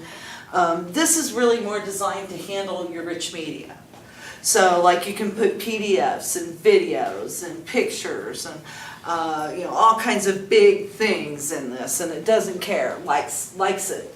And the neatest thing about it is Watson understands the media. So like Watson can look at a picture and tell who's in it if it's somebody famous. It can learn to recognize people, and you know that's the thing is Watson learns as it goes on. So as you build things, it learns. Oh look, you know there's so and so. I've seen that person before. Or oh look, this document is the same as this one. So and so sent in here before. Do you want to replace it, or do you want don't you want to use that one instead? So it's smart in that way. Then once you get your content in there, Watson Content Hub is multi-channel, meaning you can use it in multiple places. So you can use it for your website, you can use it for other applications, you can use it for a print catalog, you can have different versions of the media defined for different uses. And then it can be shared anywhere through JSON. And if you have IBM WebSphere Commerce, it just point and click integrates with it. And it's collaborative, meaning a whole group of people can use this and end up with the right thing. And Kristen here is in the media business, and one of the things she told me that this would be great for is logos, right? You said people use a wrong version of a logo. Yes, all the time. Because the agencies are gigantic, and there's so many levels of approvals and you need to make sure you're using the right one at all times, and there's rules around which ones you use when and where. So having someone help you manage that. If I'm on vacation, I can't answer, you know, it's just, it should be intuitive for people to use the right tools that we've spent months developing for our clients, so. So you talk about logos, and if someone has a logo out that they want to check, make sure it can be copyrighted as a unique logo like Coca-Cola or whatever, that Watson could be set up to check to make sure that you're not violating someone's copyright. By then looking at that image and saying. It could, yeah, that's the ultimate, yeah, it Okay. could ultimately do That's that, a because good point. I think, you know, right now we're in the stage of the internet where everything's kind of a mess. Like, you could take a picture we could take a picture of our group right now and put Evan's face on everybody and put it out on the web. And, you know, who knows how long it would be before anybody even noticed that, hey, look, you know, there's 20 people in there and they all look exactly like Evan, you know, but, you know, with some facial recognition and some verification, you know, I mean, an intelligent system would catch that, I guess is my point, and say there's something wrong with this picture, this is a joke, you know, and let people know that. But you can fake anything, like I've seen people lately, you know, take picture of somebody famous and they put themselves in the background and then they start circulating it and before you know it everybody believes it. But there's going to come a point there where, you know, people don't want that, because they're going to want to know when they look at something that it's real. And so I think that's one of the things we're going to see with AI and with blockchain, is being able to know that something's real. Does Watson work well with web scraping applications? Oh yeah, with web, she asked if Watson works well with web scraping. Oh yeah, that's one of the things that Watson is the best at, is going through and digesting really large amounts of unstructured data and then making sense of them. It actually uses a process of steps that leads to reasoning about the question by using the information that it's got. It's really fascinating, but it works in combination with tools like Hadoop that, you know, actually go out and harvest, and then Watson's like, yum, data. Yeah. So I always want to say this, so as IBM says, they're going towards cloud and cognitive.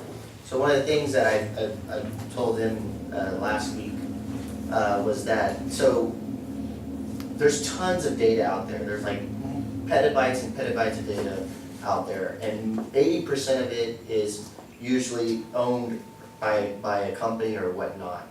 And so what IBM is trying to do with this whole structure of being cloud and cognitive is to utilize that data, because a lot of that data is unstructured big data, and make sense of that data and find a way to monetize using that data. That is the whole goal. Eventually we're going to get to a point where we can't even manage the data. We're going to rely on AI, Watson, or whatnot, to make sense of that data and see if there's any, if there's anything that, if there's a, basically if that data can actually provide you insight into something you would have never even thought of, right? So an oil company gathering all this data on drilling, right? And they're getting all this data and they're storing all this data, they don't know what to make sense of it. Pretty soon Watson will be able to take in that data and say, hey, we're noticing a similarity here as opposed to one that happened over here and you had this issue. You better check on this, right? It's trying to act like a human that has superpowers in a way and make sense of that data. So you have to think of it like that, because one of these days we're not going to be able to manage the data at all, and we're going to rely on computers and AI to do it for us and to provide us insights on that data, and or to monetize that data, because we may be utilizing our own data while ingesting external data and making similarities in order to come up with these ways of monetization. And that's why Jenny's always saying we're going cloud and cognitive. We're building for cloud and cognitive. That's the idea behind all this. Yeah, it seems to be taking over really fast too. It's all coming quickly. So here is, this is like the main screen of the Watson Content Hub. And I'm gonna just drag a picture in. This is a picture of my cousin who just celebrated her 101st birthday. So it's looking to see, it's analyzing for tags. And it says, okay, this is an adult, it's a very important person. It's an aunt, oh, what's wrong about that? And it sees a red color. And it thinks she's a grandmother. It thinks she's somebody named Betty Driver. That's new. Wonder who Betty Driver is. It's wrong, it's not Betty Driver, so I'll get rid of that. But it did all that just by me dragging a picture in there. So if I say done, then I love the little animated bee too. Anyways, that we could use that wherever we wanted. Here's the API information, so we can connect that in with other systems. Let's see, deliver URL, authoring URL. There's more. Oh, actually, that just views JSON. That's what I was looking for. Thank you. I was gonna ask what it looks like. Yeah, so there's the JSON to Now, use that that in other was that systems. machine It has- generated, or did somebody dream that up, code that out? Okay. Watson did that. Watson did that. Just Okay. now.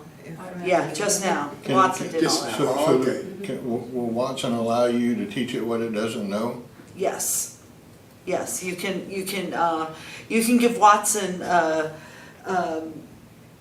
gosh, I'm So if you gave Watson the name that went with that photograph, then the next time you drop that photograph in there, it should get the right name. that I don't know for sure, but theoretically it should. Yeah, it's theoretically, it's learning, and then, but if it crawls the, if you crawl the web and it sees like the same picture but somebody's labeled it something else, I don't know, eventually they'll figure out like which one is more likely accurate or whatnot. It got this one right. This was my, let's see, hold on. This one, it knew who it was. I don't know why I can't see it bigger.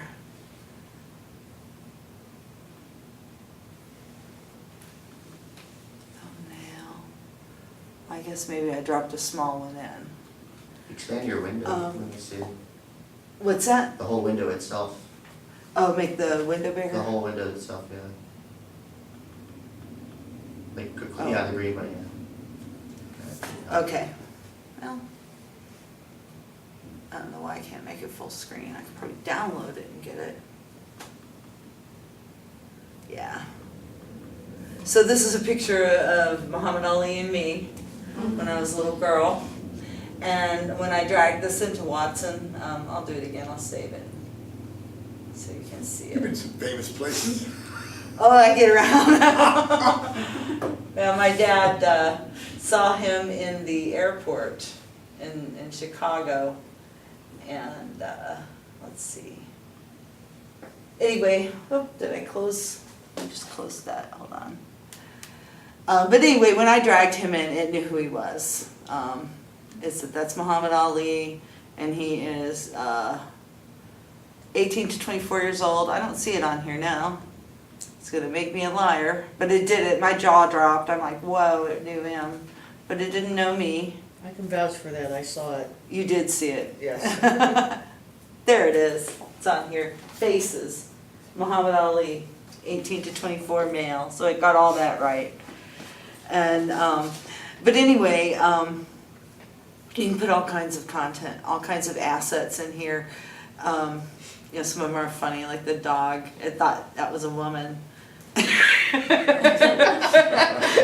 It had all kinds of things to say about this one. It says, let's see, grease paint makeup, cosmetic, toiletry woman, person, oxygen mask, device, goggles, eyeglasses, and blue color.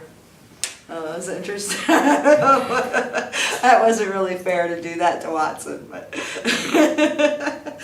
anyway, So, yeah, and I've got videos in here. It can't analyze videos yet, but it can store them and give you, everything that you put in here has a unique asset ID too. That's the other cool thing. So it's like, you can refer back to it from another system and it'll have an ID that'll always stay the same.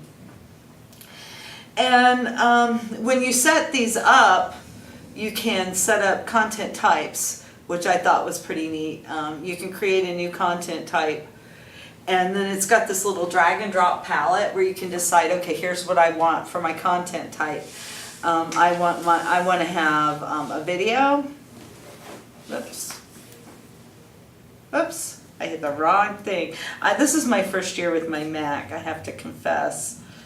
And sometimes I hit the wrong buttons. And this is one of those times, isn't it? After years and years as a developer with a PC, I just had enough. I just had enough of it. Okay, let's see. Okay, it's let me do it. Okay, label. I want to say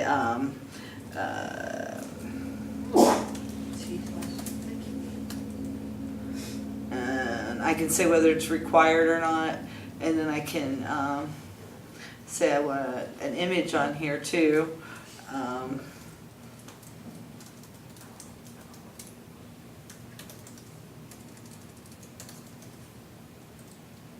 And I can say what type of image, and then I can say a link goes on here.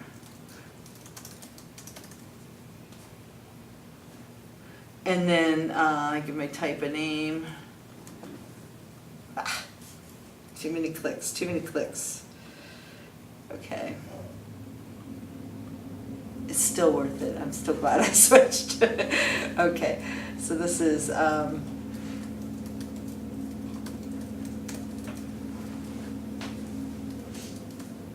Watson user group test. So now I can go to create some content.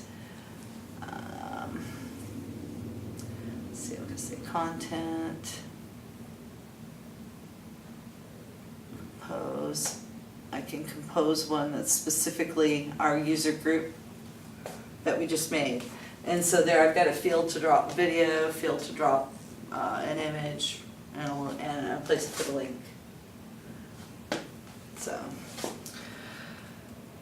it's pretty spiffy. So using a Watson resource, if I had 15 people that could have access to my office, I could use I could drag a picture of each one of the 15 people in there, label who it was, and then build a structure as to how I granted them or denied them access based upon Watson's recognition. I bet you could. That would be a really good app. Yep. That's a neat idea. Yeah, you could. I mean, I think you could, like security, for security situation, is that what you're talking about? Yeah, just identity and access management, just a simple solution to. Just somebody that recognizes it. That might beat the 10-year-old off-the-shelf stuff everybody in the business has today. Yeah, I think that's a real possibility. I think you could do that with Watson. So you could actually just any sort of a sensor observation of a person that would be unique to that person, you could feed that into Watson, and then Watson could do matching. Yes. Yeah, it's basically facial pattern recognition, right?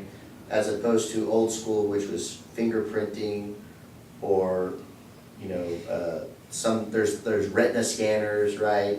So instead of doing it like that, there could be an actual facial recognition way of doing it. Okay.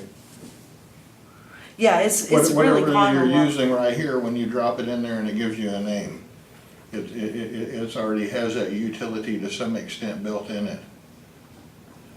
Yeah, it's looking at the face, and then it's seeing if it knows who it is. Based on the volume of data that it already has access to. So apparently it's looked at Watson has looked at Muhammad Ali's face enough to know that that's who it is. It's pretty wild. There's a lot of videos and stuff you can watch about how this works. It's a fascinating field. The other thing I want to show you real quickly is, okay, it is, back to my slides. Watson Company Profiler, and this is another brand new thing, and I thought it was pretty cool. It collects the company people and event information and from internal and external sources. So like if you're using this for your company, you would feed it your own data, and you would let it read a volume of data, like a business database that was set up for this. And then it helps you to answer questions, compare results, and discover new prospects. It uses Watson Discovery. You can make queries in natural language, and then Watson makes sense of the question and looks at the data to try to provide reasonable possible answers. So I'll pull that up real quick. So, quick question for you. Sure. You put all of this data in Watson as a business process. Does it remain your data, and is it proprietary to you, or did the license agreement require that now becomes IBM's data and you have a license right to use their data? Well, I'll start with terminology and then I'll turn it over to Evan. There's a terminology for the body of data that you're searching or that you're using for Watson at any given time, and that's called your domain. Now, whether or not there can be private domains, Yeah. there are private domains. Yeah, but it is gonna, you can set it to where it is your data, no one else uses your data. The whole goal for IBM is that you utilize your data, whether it's on IBM's cloud or on your servers, and utilize Watson to make sense of all that data. And we always have legal agreements in there where we don't take ownership of that data, or we won't have ownership of that data. When you have a free account, or when you are given the free domain, that means it's property of Watson, that information? That I'm not 100% sure of. That comes from different sources. Like there's a big source that Watson gets data from, and it's called DBpedia or DBpedia, and it's the Wikipedia version that's optimized for artificial intelligence systems. And so it has all the basic stuff in there. Let me find it here. And this is one of the things that Watson builds. I think it's a corpus that you call it. Yeah, DBpedia. So it's a semantic multilingual semantic knowledge graph, and it's based on all the knowledge in Wikipedia.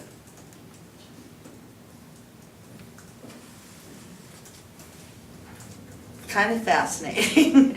And then, see, that goes all the way back to this UEMA standard that I mentioned, which is actually, UEMA is really, I think, a cool thing, because like I said, there was no standard way of querying this unstructured data before they started the Jeopardy Challenge project. And so this UEMA group, actually, I think this was a couple of years before the Jeopardy thing started. This group would meet every year, and it was a project led by IBM to make sense of the unstructured data and make a common platform for all the different ways of figuring out these AI methods. And then they turned it over to Apache. So it's an open source project. Fantastic. So those are two of the main tools that Watson uses. So I'll show you real quick how Watson Company Profiler works, and then then we'll wrap up. So okay, so here it's got some sample questions I can ask. I'll stick with one of the samples. What are we looking for? A provider of financial services such as personal banking, commercial banking, mortgage loans, and investment services. commercial banking services, it went on and says what they include. Like, it's really giving Watson a description of what it wants. And here Watson's saying, okay, I have some strong matches. Well, let me try something else. I'm just gonna try something off the wall. That's usually where you end up getting in trouble in demos. Let me see, company located in downtown Austin that makes fashion goods. I don't know. It's giving me some people. Milestone Community Builders, that doesn't sound too fashionable, but this is a restaurant place. Fashion was probably, there's a fashion company. So I could ask it, I could refine it. Let me try something a little easier.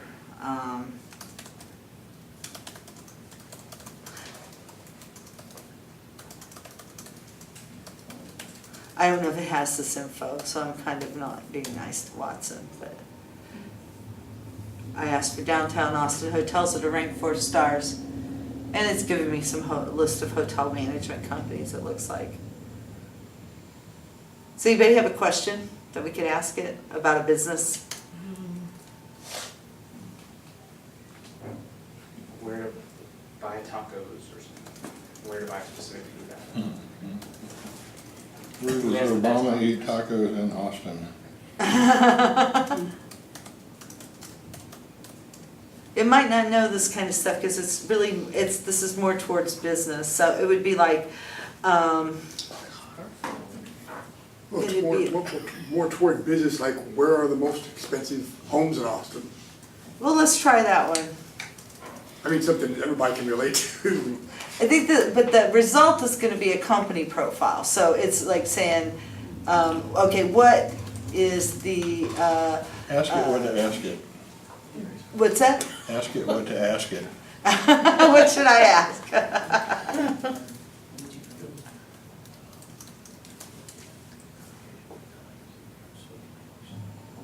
What should I have done, huh? I don't know what it's asking. Sometimes Watson gets a little strange. Oh, I didn't like that. Where to buy rustic furniture for a house. Oh, that's specific, that's good.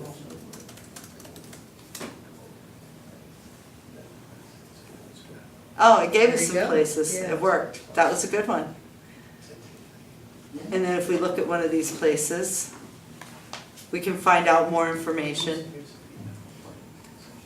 We can find out how much revenue their competitors have. Okay, this is their competitors. How much revenue?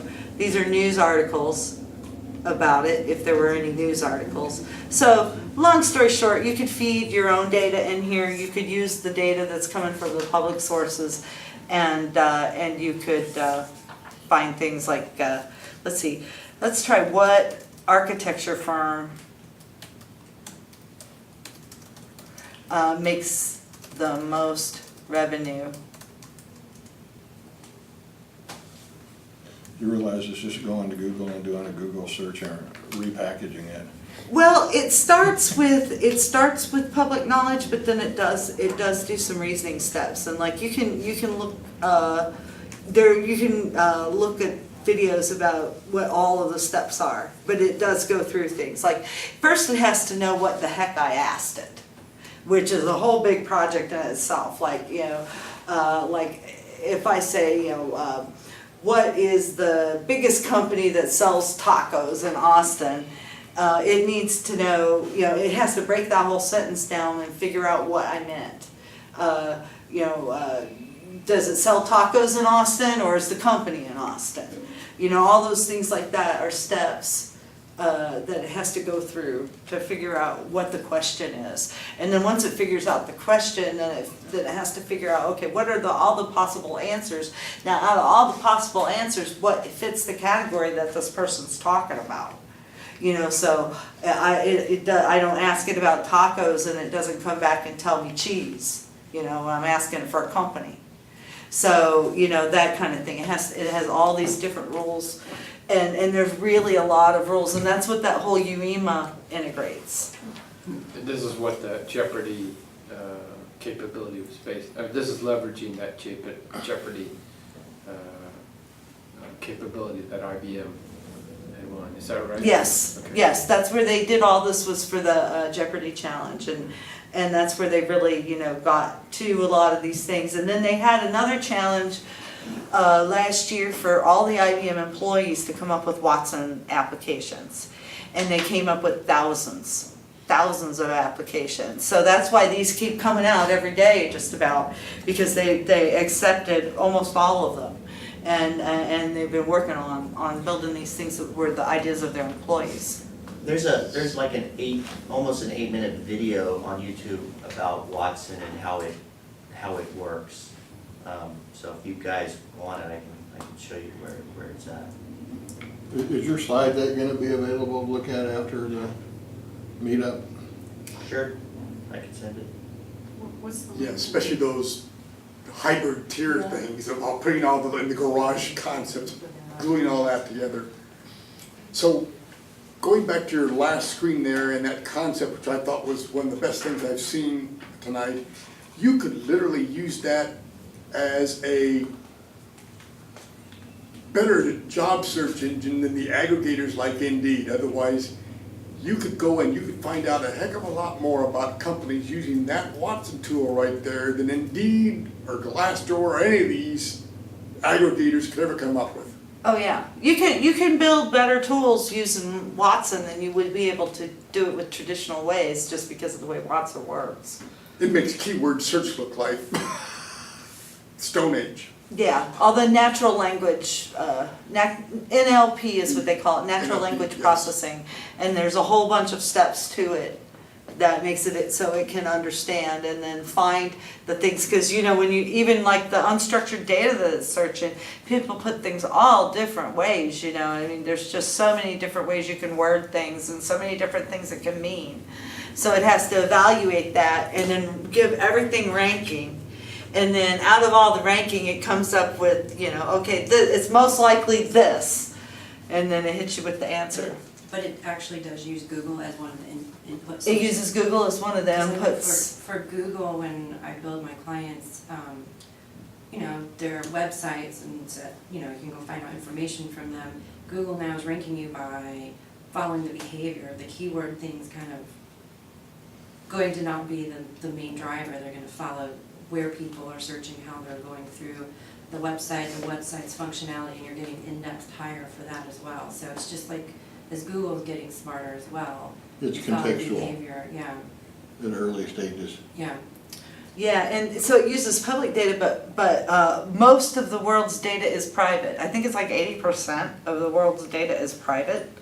And so, you know, for companies, it's good, you know, to be able to set up something like this, set up their own private domain. And, you know, with Watson, digesting those years of data and being able to give you intelligent answers about your own company, there's a lot of value there.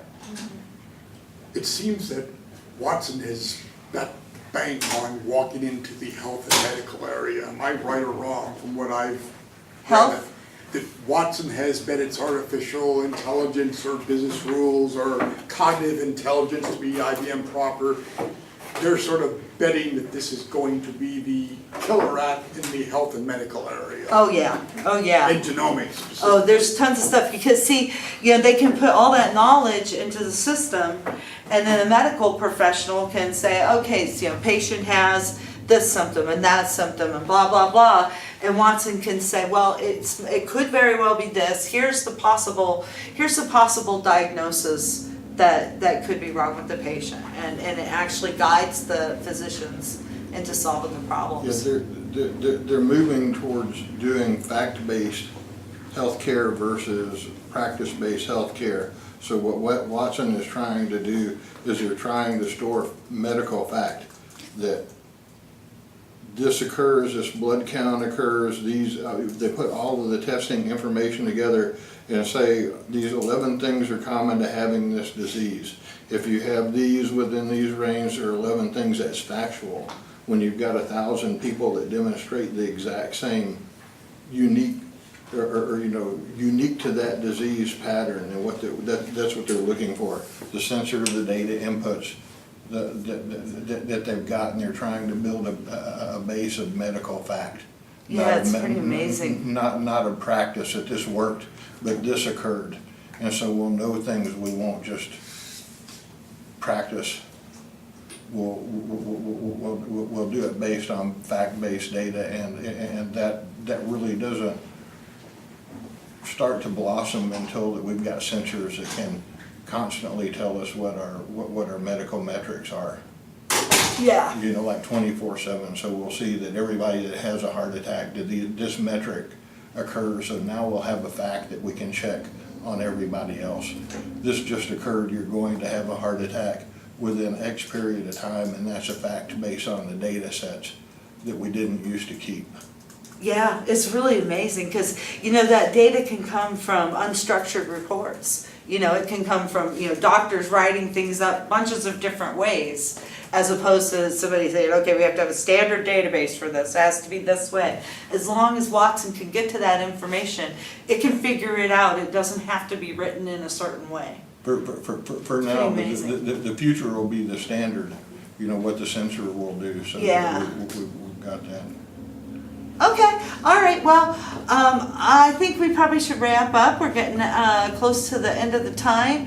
And I just wanted to thank you for attending, and we'll be announcing the next meetup pretty soon if there's particular topics, or you might want to take some time, look at Bluemix and say, boy, you know what, we should have a meetup about this particular thing. You know, then we could have one about a particular subtopic, because like Evan said, there's so much in there. And you know, it could be that our group has some particular interest in one part. So also too, remember you can find free trials for Bluemix and Watson on IBM.com. So does anybody have anything else, or any questions, or anything else to say? Thanks. Sure, thank you. It seems like Watson is the cognitive is the show, the big show in town. Yeah, the big thing, okay, if you walk away with one thing, as far as what Watson does, that the other AI systems are poor, or are not designed for, it's understanding large amounts of unstructured data. Like, that's the big thing that it does. That is more advanced on than a lot of the other systems. Yeah, it's pulling together large amounts of structured and or unstructured data.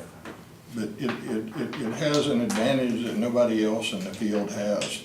And they have hundreds of thousands of people that teach it in their spare time. If you're not working, from what I understand, is correct, that the people that have spare time, that they feed data into Watson to teach it. Oh, yeah, wow. they do it. And a lot of times it's For 500,000 employees, you've got a lot of opportunity to say, here are the areas where we need to teach it what this is, and nobody else has the resources to apply to.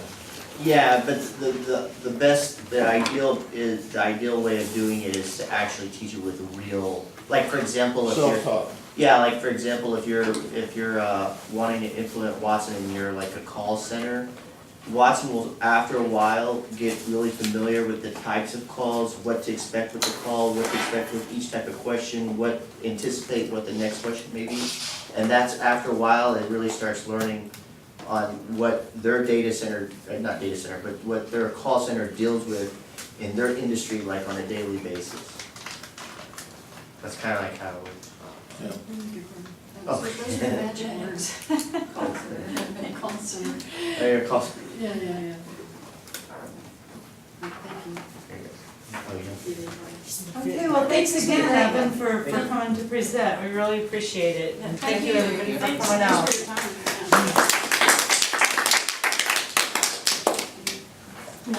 The video of this should be available. Oh, yeah, within this was 24 live hours. streamed. This was live streamed and it's also recorded. So the video of it should be available 24 to 48 hours. Okay, Lynn's saying the video of this session will be available in 24 to 48 hours on Austin live stream. Austin Tech Live, I think it's available Or right Austin away. Tech Live. It's available right away, I think. Okay, oh, it is, okay, I thought you had to wait for it. Cool, Thank you very great, much. thank you. It's nice to meet everybody. Is that the website, Austin Tech Live, that we go to? Yes, that's their Twitter handle. Okay. It's also a YouTube channel, an MLP YouTube channel. We go introduce.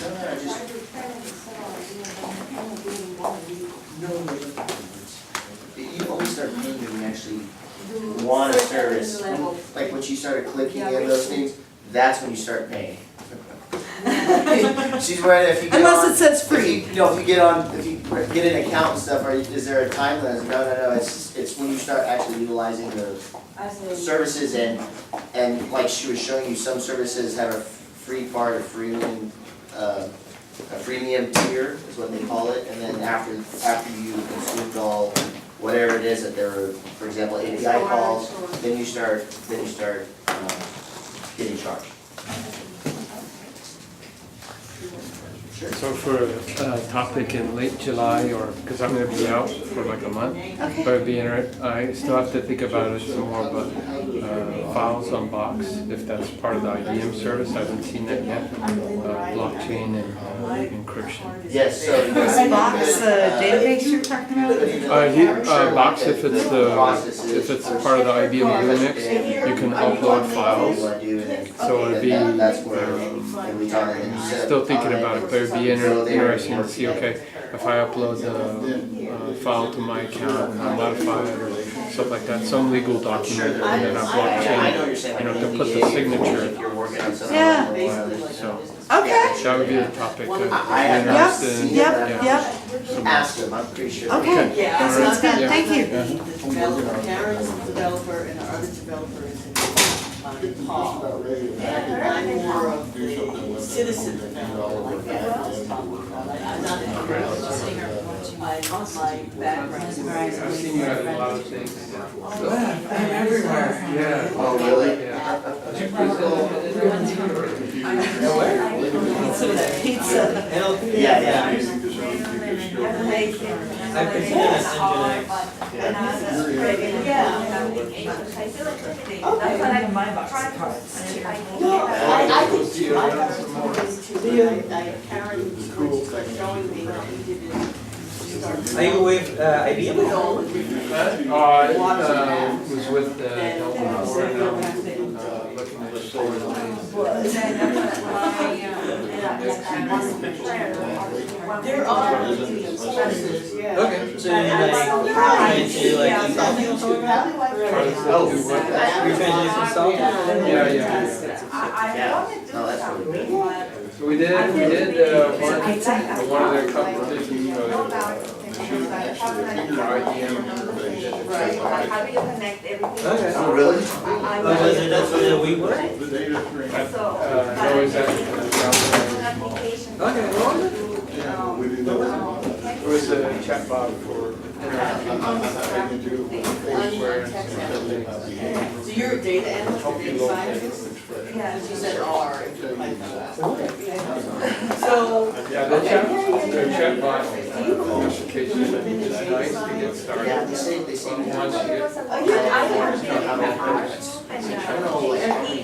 Okay, yeah, there's also, there's a data science. it works out. It's not that you don't realize Okay, yeah, we like what you're doing, so that's. Once a month for like. Yeah. Coffee. I mean, people actually have careers doing that, They stuff, also like have. politicians, stuff like that, when they're talking, Or one or they worry, We go through all kinds of Then workshop you have to sessions. figure out Usually that involves, you need to have Python, Python. So crispy. I do something, Yeah. I don't believe anybody ever. Yeah. Yeah. Nothing happens on all of that. Find the You're not up to your tree, on your face. Thank you for coming. Your base and your base on. I can put my base in front of it, Thank you very much. Thank you. Thank you, great presentation. Oh, sure, thank you. Your hands-on, making applications. Oh, yeah, it's a lot of fun. Okay, thank you. Thank you. I wanted to get on your computer, I sat in front of your computer, and I sat in front of my computer. Thanks. Well, we. Thanks for the Watson show. That Watson was. It doesn't do anything. I'm a web developer, e-commerce developer by trade. I'm a Magento developer. But just like the last year, I've been doing a lot.